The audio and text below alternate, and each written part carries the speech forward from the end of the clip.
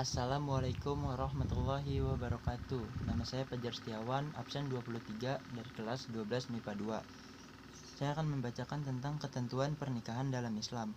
Pengertian pernikahan.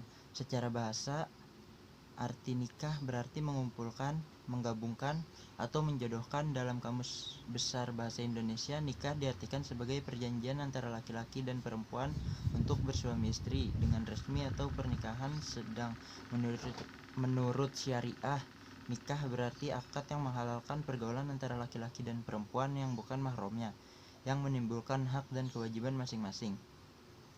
Dalam Undang-Undang Pernikahan Republik Indonesia UU PRI Nomor 1 Tahun 1974, definisi atau pengertian perkawinan atau pernikahan ialah ikatan lahir batin antara seseorang pria dan wanita sebagai suami istri dengan tujuan membentuk keluarga atau rumah tangga yang berbahagia dan kekal berdasarkan ketuhanan yang Maha Esa.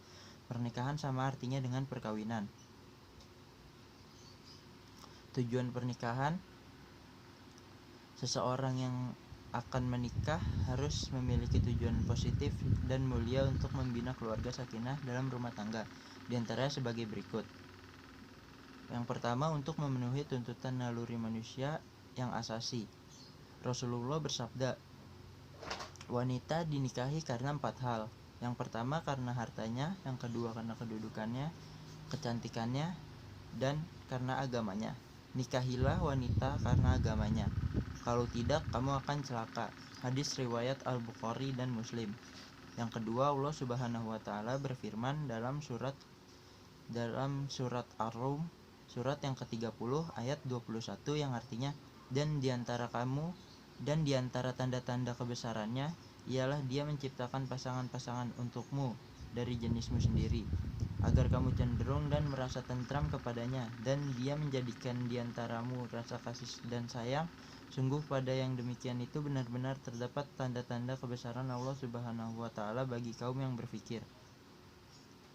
Yang ketiga, untuk membentengi akhlak. Rasulullah Shallallahu alaihi wasallam bersabda, wahai para pemuda, barang siapa di antara kalian berkemampuan untuk nikah, maka nikahlah, karena nikah itu lebih menundukkan pandangan dan lebih membentengi farji atau kemaluan. Dan barang siapa yang tidak mampu, maka hendaklah ia puasa atau saum, karena saum itu dapat membentengi dirinya. Hadis riwayat Al-Bukhari dan Muslim. Yang keempat, untuk meningkatkan ibadah kepada Allah Subhanahu wa taala. Rasulullah Shallallahu alaihi wasallam bersabda, jika kalian bersetubuh dengan istri-istri kalian termasuk sedekah. Mendengar sabda Rasulullah, para sahabat keheranan dan bertanya, wahai Rasulullah, seorang suami yang memuaskan nafsu birahinya terdapat istrinya akan mendapat pahala. Nabi Muhammad SAW menjawab, bagaimana menurut kalian jika mereka para suami bersetubuh dengan selain istrinya? Bukankah mereka berdosa?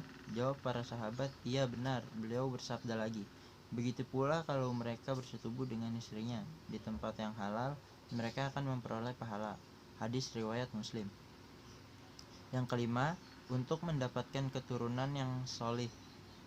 Allah Subhanahu wa taala berfirman, Allah telah menjadikan dari diri-diri kamu itu pasangan suami istri dan menjadikan bagimu dari istri-istrimu itu anak-anak dan cucu-cucu dan memberimu rezeki yang baik-baik. Maka mengapakah mereka beriman kepada yang batil dan mengingkari nikmat Allah? Quran surat An-Nahl surat ke-16 ayat yang ke-72. Yang keenam, untuk menegakkan rumah tangga yang islami. Dalam Al-Quran disebutkan bahwa Islam membenarkan adanya tolak atau perceraian. Jika suami istri sudah tidak sanggup lagi mempertahankan keutuhan rumah tangga, firman Allah Subhanahu wa taala dalam Quran surat Al-Baqarah surat yang kedua ayat ke-229, yang artinya, talak atau yang dapat dirujuki 2 kali, setelah itu boleh rujuk lagi dengan cara ma'ruf atau menceraikan dengan cara yang baik. Tidak halal bagi kamu mengambil kembali dari sesuatu yang telah kamu berikan kepada mereka, kecuali kalau keduanya khawatir tidak akan dapat menjalankan hukum-hukum Allah. Maka tidak ada dosa atas keduanya tentang bayaran yang diberikan oleh istrinya untuk menebus dirinya. Itulah hukum-hukum Allah, maka janganlah kamu melanggarnya. Barang siapa yang melanggar hukum Allah, mereka itu orang-orang yang zolim.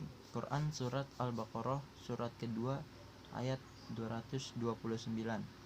Sekian, terima kasih. Wassalamualaikum warahmatullahi wabarakatuh.